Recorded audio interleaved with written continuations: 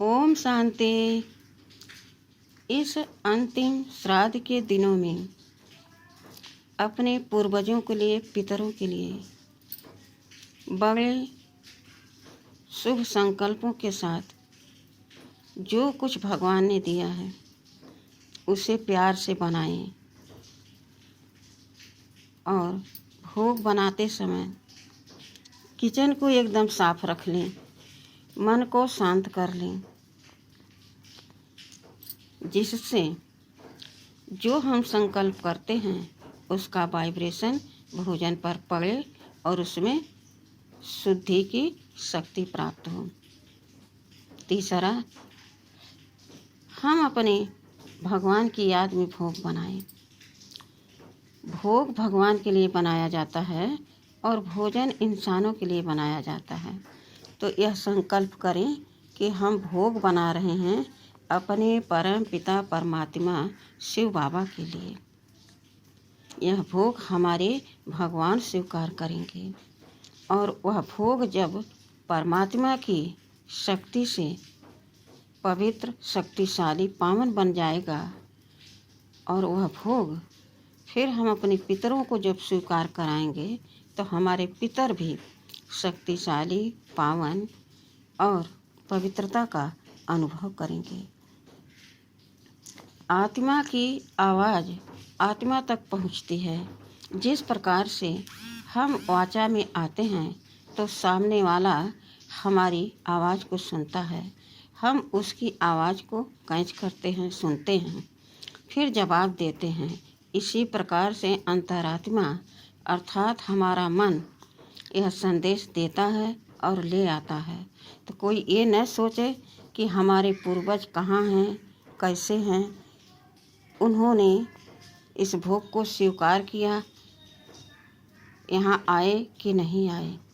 तो आप भाव से जब बनाएंगे तो वह भाव वहाँ तक पहुँचेगा और उस भाव का रिटर्न अर्थात दुआ आपके पास तक ज़रूर आएगा। बहुत से लोग क्या करते हैं, भोग बनाते हैं, छतों पर रख देते हैं कि आज श्राद्ध का दिन चल रहा है, हम भोग कुछ बनाकर छत पर रख देंगे तो पंछियाँ खा लेंगे, कौवा खा लेगा। लेकिन कौवा पूरा भोग आपका नहीं खाएगा, वह आपको दुआ नहीं देगा। लेकिन आप किसी प्राणी को, पात्र को देखकर भोग जब कराएंगे, उसको संतुष्ट संपन्न करेंगे, खुश करेंगे, तब आप उसकी दुआ प्राप्त कर सकेंगे। वह आपको दुआ दे सकता है लेकिन कौवा आपको दुआ नहीं दे सकता और आपका भोजन भी वेस्ट जाएगा। इसलिए भोग बनाते समय परमात्मा की याद में बनाएं। फिर मंदिर हो पास में या कोई भी ऐसा स्थल हो, वहाँ पर आप थाली सजाकर जो भगवान के भोग लगाने के लायक थाली हो, ऐसा नहीं कि उसमें तामसी भोजन खाते हों, उसी में भोजन रख लिया और कह दिया कि हम तो भगवान को भोग स्वीकार करा दिया। नहीं, ध्यान रखना होगा कि पात्र साफ होना चाहिए, शुद्ध होना चाहिए। मंदिरों में रख दो, फिर वह भगवान की याद में जब भोग पवित्र बन जाएगा, किसी को भी वह भोग आप पान कराएंगे तो वह भी पवित्रता का, शक्ति का अनुभव करेगा। बहुत से लोग क्या करते हैं, भोजन बनाते हैं, ध्यान नहीं देते हैं। भोजन बनाते समय मोबाइल न चलाएं, अपने मन से कुछ भक्ति गुनगुनाएं, गीत गुनगुनाएं, भजन कीर्तन करें। या अगर मोबाइल चलाना है तो मोबाइल में भजन वजन चला दो, सुनते रहो। नहीं तो परमात्मा की याद में भोग बनाओ, और नहीं तो मन ही मन संकल्प करो कि हम भगवान के लिए भोग बना रहे हैं। हमारा मन को इधर उधर जाना नहीं चाहिए, मन को अपने एक दिशा दे दो कि हम इस समय भगवान का भोग बना रहे हैं, तो तुम्हें इधर उधर नहीं जाना है। एकाग्र होकर आप भगवान के लिए भोग बनाएं।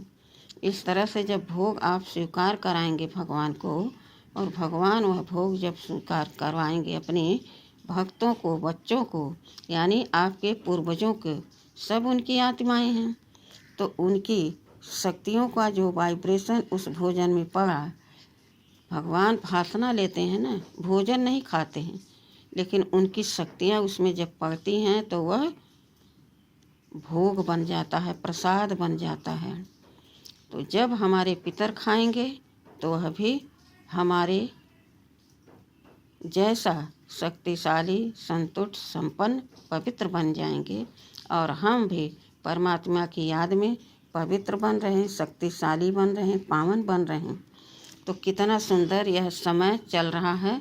तो यह विधि जरूर अपनाएं, खुद खुश रहें, भगवान को खुश रखें, उनका आशीर्वाद प्राप्त करें, पूर्वजों को खुश रखें और उनकी दुआ आशीर्वाद प्राप्त करें। यही हमारी शुभ भावना, शुभ कामना है। सभी इस वीडियो को देखें, सुने, समझें। और इस समय श्राद्ध के दिन अब अंत में चल रहे हैं, तो ज़रूर इसका ध्यान रखते हुए अपने पूर्वजों को खुश रखें। ठीक है। ओम